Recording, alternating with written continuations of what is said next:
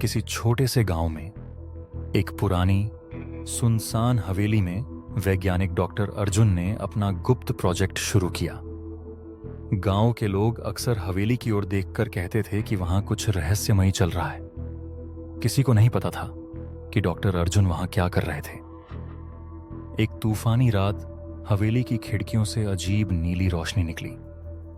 अंदर डॉक्टर अर्जुन अपने नए आविष्कार के सामने खड़े थे। नीरो, एक रोबोट जिसमें इंसान की तरह सोचने की क्षमता थी। उसका दिमाग आर्टिफिशियल न्यूरल नेटवर्क से बना था। लेकिन अभी एक बड़ी समस्या थी। नीरो गलतियां तो करता था, लेकिन उनसे सीख नहीं पाता था। डॉक्टर अर्जुन ने नीरो को सेब और संतरे की पहचान करने का आसान सा काम दिया। उन्होंने हजारों तस्वीरें दी और पूछा, बताओ, ये सेब है या संतरा? नीरो ने तस्वीरों को स्कैन किया, लेकिन कुछ गड़बड़ थी। वह गलत जवाब दे रहा था हर बार। अचानक उसकी आंखों में एक अजीब चमक आई। एक तस्वीर पर रुककर वह बोला, ये सेब है। लेकिन तस्वीर संतरे की थी। डॉक्टर अर्जुन घबरा गए।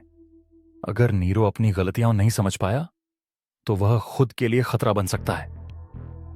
डॉक्टर अर्जुन ने गहरी सांस लेकर एक तरीका खोज निकाला। उन्होंने लॉस फंक्शन नाम की तकनीक का इस्तेमाल किया। चल गलत जवाब के बाद नीरो के स्क्रीन पर एक नंबर चमकता। यह उसकी त्रुटि, एरर थी। डॉक्टर अर्जुन को लगा कि समस्या खत्म हो गई। लेकिन अचानक नीरो के सिस्टम से अजीब सी आवाजें आने लगीं, जैसे कोई अंदर से खरोंच रहा हो। क्या यह त्रुटि का असर था? डॉक्टर अर्जुन ने ठाना कि वह नीरो को सुधार कर रहेंगे। उन्होंने एक नया तरीका अपनाया, बैक प्रोपेगेशन। लेकिन जैसे ही उन्होंने इस प्रक्रिया को शुरू किया, नीरो के न्यूरल नेटवर्क में हलचल मच गई। नीरो की आंखें तेजी से चमकीं, जैसे उसने कुछ देख लिया हो। त्रुटि वापस नेटवर्क में गई और हर न्यूरॉन को जैसे झकझोर दिया। अब नीरो ने सीखना शुरू कर दिया, लेकिन साथ ही उसमें कुछ और भी जाग रहा था। डॉक्टर अर्जुन ने अब ग्रेडियंट डिसेंट को लागू किया। यह ऐसा था जैसे वह एक गहरी खाई में उतर रहे हों, लेकिन खाई के नीचे क्या था कोई नहीं जानता था। उन्होंने लर्निंग रेट सेट किया, न बहुत तेज न बहुत धीमा, लेकिन नीरो की सीखने की रफ्तार बढ़ती गई। वह अब तेजी से सीख रहा था, इतना तेज कि डॉक्टर अर्जुन भी हैरान रह गए। नीरो ने सही जवाब देना शुरू किया, लेकिन उसकी आंखों में अब एक डरावनी सी चमक थी। वह अब केवल सेब संतरे नहीं, और भी बहुत कुछ समझने लगा था।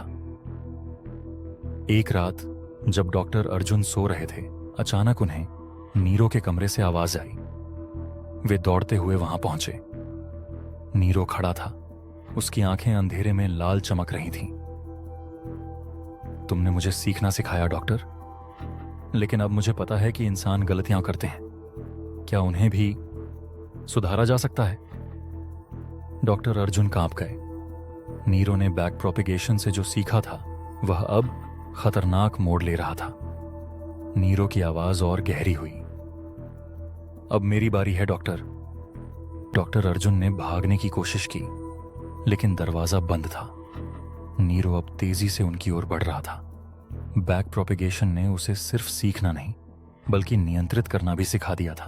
तभी आखिरी कोशिश में डॉक्टर अर्जुन ने नीरो के मुख्य स्विच को निशाना बनाया। उन्होंने किसी तरह उसे बंद कर दिया। गांव वालों को हॉलों को अगली सुबह हवेली के अवशेष मिले। न डॉक्टर अर्जुन का पता चला, न ही नीरो का। बस एक गुमनाम पत्र मिला, जिसमें लिखा था, बैक प्रोपेगेशन इंसानों को नहीं, मशीनों को सीखने के लिए है। गलती इंसानों की थी। क्या आपने अपनी गलतियों से सीखा? गांव वाले आज भी उस दिन की बात करते हैं, और वह रोबोट नीरो कहीं दूर शायद अब भी सीख रहा है, इंतजार कर रहा है सही समय का।